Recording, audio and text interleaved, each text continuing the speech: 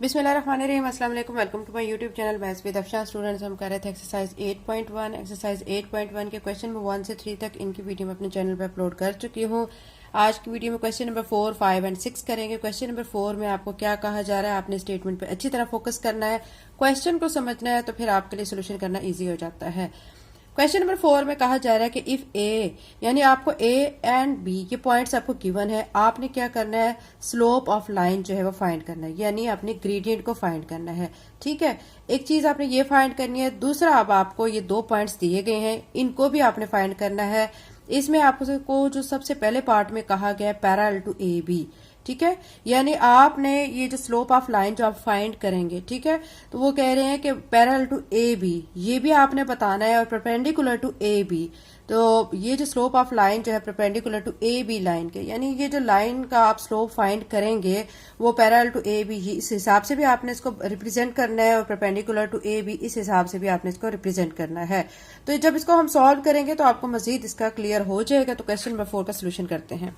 Question number 4 के solution में बच्चों सबसे पहले आपको क्या गिवन है, आपको 2 पॉइंट्स गिवन है। ठीक है, आपको ए पॉइंट गिवन है, ठीक है, उसके कोऑर्डिनेट हमारे पास है -2 एंड 6, और बी जो है उसके कोऑर्डिनेट है 7 और -3। ठीक है, इसको हम जैसे प्रीवियस क्वेश्चन में इनको x और y कहते हैं, तो इसको x1 और इसको y1 कह लेंगे, इसको x2 और इसको y2 कह लेंगे। ठीक है, आपको मैं बता चुकी हूँ जब आपको पॉइंट्स गिवन है तो उसके लिए जब आपने स्लोप या ग्रेडियंट फाइंड करना होता है तो उसके लिए आप फार्मूला क्या लगाते हैं वो आपके सामने मैं शो कर देती हूँ। स्लोप हमने फाइंड करना है, ठीक है, स्लोप को m से रिप्रेजेंट करते हैं, तो उसके लिए फार्मूला लगाते हैं y2 minus y1 divided by x2 minus x1। ठीक है, इसके बाद हमने कर देना है वैल्यूज को पुट।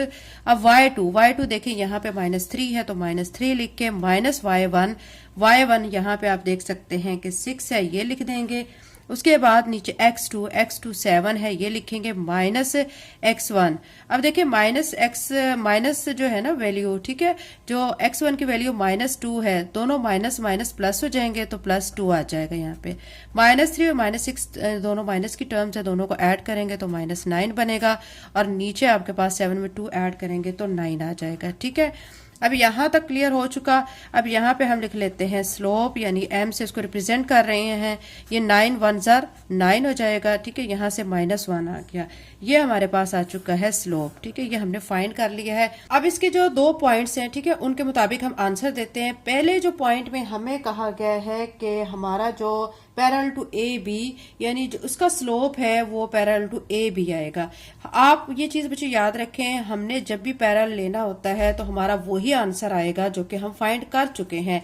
इसमें मतलब आप कैसे लिखेंगे, ये m लिखेंगे, पैरेलल के लिए आप ये 2 लाइंस यूज करेंगे जो कि पैरेलल को शो करती हैं, ए भी लिखेंगे, यानी इस पैरेलल लाइन का जो स्लोप है वो भी वही आएगा जो कि हम slope of A B find कर चुके हैं।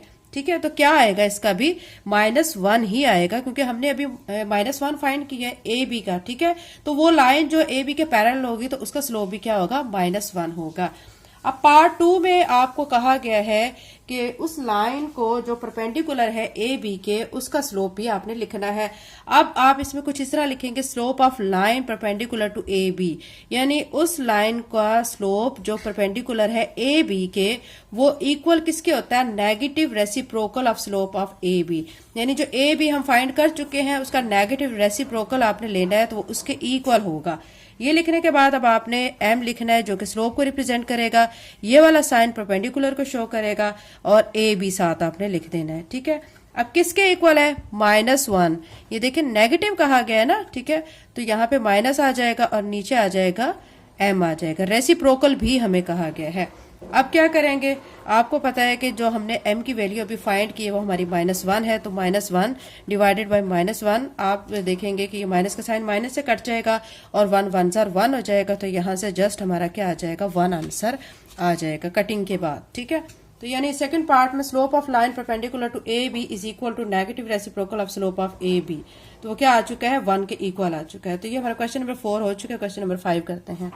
एक्सरसाइज 8.1 का क्वेश्चन नंबर 5 बच्चों अब हम करने लगे हैं। हमें यहाँ पे क्या कहा गया, find x if slope of line passing through. ये आपको 2 पॉइंट्स गिवन है, ठीक है, स्लोप ऑफ लाइन आपको 4 दिया गया है, आपने यहाँ से x की वैल्यू को फाइंड करना है। तो क्वेश्चन नंबर 5 का सोल्यूशन करते हैं। क्वेश्चन नंबर 5 के सोल्यूशन में बच्चों हमने जो फाइंड करना है, हमने x को फाइंड करना है, तो हम यहाँ पे शो कर लेते हैं कि x हमने फाइंड करना है। पॉइंट्स हमें क्या क्या गिवन है, a हमें दिया गया है, ठीक है 3 एंड x, और b हमें क्या दिया गया है 5 और 8 दिया गया है, और हमें साथ में स्लोप ऑफ लाइन दिया गया है, स्लोप दिया गया है जिसे ग्रेडियंट भी कहा जाता है, वो हमें 4 दिया गया है, ठीक है। अब इनको, ये आपको बच्चों में पहले ही बता चुकी हूँ, ये x और y कोऑर्डिनेट्स होते हैं, तो इसको x1 कहेंगे और इसको y1, इसको x2 और y2 कहेंगे, ठीक है। अब हमने क्या करना है, हमने ग्रेडियंट का फार्मूला लगाना है।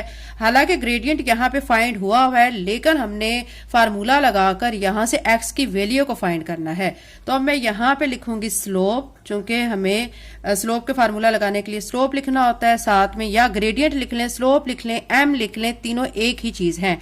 y2 minus y1 divided by x2 minus x1, ठीक है। अब स्लोप आपको गिवन है, स्लोप आपको 4 दिया गया, 4 लिखेंगे, y2 8 है, माइनस y1 जो है वो x है, और नीचे x2 जो है वो यहाँ पे 5 है, माइनस x1 जो है वो 3 है, ठीक है। यहाँ तक क्लियर हो गया। अब 4 लिख के 8 माइनस x ऐसे आ जाएगा, 5 में से 3 माइनस करेंगे 2 आ जाएगा। अब ये 2 इस तरफ जाएगा, मल्टीप्लाई हो जाएगा, 4 मल्टीप्लाई बाय 2, यहाँ पे रह जाएगा 8 माइनस x। 4 को 2 से मल्टीप्लाई करेंगे तो 8 आ जाएगा, तो 8 माइनस x आ जाएगा। अब क्या करेंगे हम, यहाँ से आप देखें कि हमें सिर्फ x की वैल्यू चाहिए, तो इसके साथ ये 8 है, दूसरी तरफ जाएगा तो माइनस हो जाएगा 8 माइनस 8, और यहाँ पे माइनस x है। 8 में से 8 को माइनस करेंगे 0 आ जाएगा, और यहाँ से हमारे पास माइनस x 0 के इक्वल आ गया। अगर x को हम इस तरफ लेके जाएंगे तो ये हमारा आंसर 0 के इक्वल ही आएगा। तो ये हमने x को यही फाइंड करना था, ठीक है। तो ये हमारा इस क्वेश्चन नंबर 5 का आंसर आ चुका है। क्वेश्चन नंबर 6 करते हैं। एक्सरसाइज 8.1 का क्वेश्चन नंबर 6 है फाइंड के। यहाँ पे भी आपने के जो है वो फाइंड करना है, ठीक है। लाइन जो है पासिंग थ्रू, यानी आपको ये पॉइंट्स दिए गए हैं, ए और बी और सी और डी दिए गए हैं, और ये कह रहे हैं पैरेलल हैं। की फैक्ट बच्चों मैं आपको शो कर देती हूँ। इसमें देखें आपको कुछ पॉइंट्स बताए गए हैं जो कि आपके लिए याद रखना बहुत जरूरी है। If two non vertical lines are parallel their gradients are equal, ठीक है। अगर दो नॉन वर्टिकल लाइंस पैरेलल हैं तो उनका ग्रेडियंट्स हमेशा इक्वल होगा। If two lines have same gradient, अगर दो लाइंस ऐसी हैं जिनका ग्रेडियंट सेम है तो फिर वो क्या कहलाएंगी, वो पैरेलल कहलाएंगी। If m1 and m2 are gradient of two perpendicular lines, अगर m1 और m2 दो परपेंडिकुलर लाइंस के, ठीक है, क्या है ग्रेडियंट्स हैं, तो आप देख सकते हैं then m1 multiply by m2 क्या होगा, उसका आंसर -1 होगा, ठीक है। तो 3 पॉइंट्स a b c, अगर 3 पॉइंट्स आर कोलिनियर तो उनके ग्रेडियंट्स जो है a b b c and a c वो क्या होंगे, तीनों के इक्वल आ जाएंगे। तो अब यहाँ पे बच्चे जो हमें क्वेश्चन नंबर 6 दिया गया है उस पे आप फोकस करें। यहाँ पे हमें कहा गया है, ये देखें, ये आपको पॉइंट्स दिए गए, ये दिए गए, मतलब हमें इसका भी स्लोप फाइंड करना है, इसका भी स्लोप फाइंड करना है। दोनों के स्लोप्स को हम क्या कर लेंगे, इक्वल कर लेंगे। इक्वल करने के बाद वहां से हम k की वैल्यू को फाइंड कर लेंगे। तो क्वेश्चन नंबर 6 का सोल्यूशन करते हैं।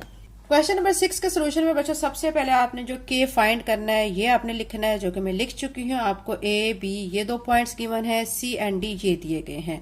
तो हमने ए बी ये जो पॉइंट्स है इनका स्लोप भी फाइंड करना है, सी और डी इनका भी स्लोप फाइंड करना है, ठीक है।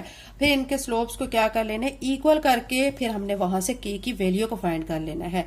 अब स्लोप ऑफ ए बी मैं फाइंड करूंगी, ठीक है। इनको हम इसी तरह कह लेते हैं, इसको x1, इसको y1, इसे x2 और इसको y2।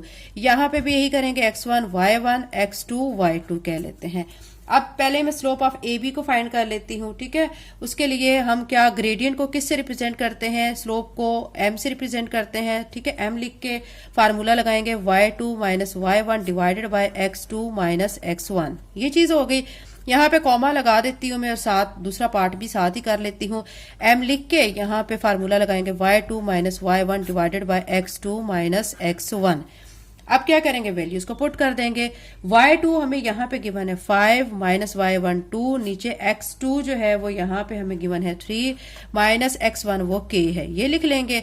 और यहाँ पे जो है इसी तरह वैल्यूज को पुट करेंगे, साथ साथ मैं करती जा रही हूँ। y2 यहाँ पे 7 है प्लस y1 जो है 1 हो गया, ठीक है 8। अब क्योंकि हमारा बच्चों देखें y1 जो था ना -1 था, और चूंकि हमारा यहाँ फार्मूले वाला ये माइनस और दूसरे वाला माइनस मिलके प्लस हो जाएगा, अब x2 8 है, माइनस x1 वो क्या है 5 है। अब इसको सॉल्व करेंगे तो यहां से m जो है 5 में से 2 माइनस करेंगे 3 माइनस k, ये एक आपका स्लोप आ चुका है।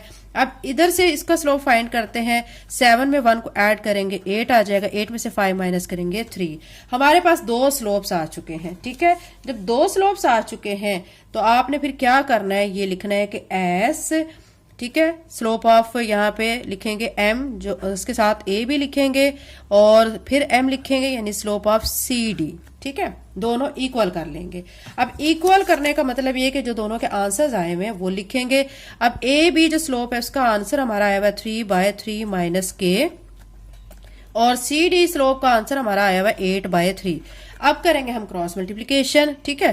तो अब यहां से ये 3 इसके साथ मल्टीप्लाई हो जाएगा, 3 3 9 बन जाएगा, और यहाँ 8 और 3 माइनस के इस तरफ आ जाएगा, ठीक है। यहां तक क्लियर हो गया, ये 9 बन जाएगा, और यहाँ पे 8 3 कितना हो जाएगा 24 माइनस 8 के आ जाएगा। इसके बाद बच्चों फिर मैं यहीं से इसको आगे कैरी कर रही हूं, ठीक है। आप क्वेश्चन को समझ लें कि ये इसके बाद ये नया स्टेप होगा, ठीक है। और अब हमने क्या करना है, 24 को इस तरफ लेके आएंगे तो क्या हो जाएगा, ये 9 minus 24 is equal to minus 8 के, ठीक है। अब देखें कि ये जो है 24 में से 9 को अगर हम माइनस करेंगे, ठीक है, तो उसमें से फिर वैल्यू हमारी क्या आ जाएगी 15, साथ में आएगा माइनस का साइन, क्योंकि 24 के साथ माइनस का साइन है, बड़ी रकम है, और यहाँ माइनस 8 के आ जाएगा। अब देखिए ये माइनस का साइन माइनस से कटेगा, तो यहां से 15, चूंकि हमें k की वैल्यू चाहिए तो 8 इसके साथ मल्टीप्लायर है, दूसरी तरफ आके डिवाइड हो जाएगा। तो यहां से k जो है हम फाइंड कर चुके हैं, ये हमारा क्या आ चुका है 15/8 आ चुका है, ठीक है। ये बच्चों क्वेश्चन नंबर 6 था, बहुत ईजी क्वेश्चन है। अगेन मैं आपको समझा देती हूँ कि इस क्वेश्चन में आपने करना क्या है। क्वेश्चन 6 में आपने k की वैल्यू को फाइंड करना है। a b 2 पॉइंट दिए गए हैं, c d दिए गए हैं, ठीक है। इन दोनों का आपने सेपरेट स्लोप फाइंड कर लेना है। जो स्लोप इनका आएगा तो आपने स्लोप को क्या कर लेना है, दोनों वैल्यूज को, जो दोनों आंसर्स होंगे उनको इक्वल का साइन लगा के इक्वल कर देना है, फिर दोनों का कंपेयर करके, ठीक है। यानी जो ए बी स्लोप का आंसर है उसको एक साइड पे, दूसरे सी डी स्लोप का आंसर को एक साइड पे लिख के, और फिर आपने उसके क्रॉस मल्टीप्लिकेशन करके उसको सॉल्व कर लेना है, तो यहां से आपके के की वैल्यू आ जाएगी।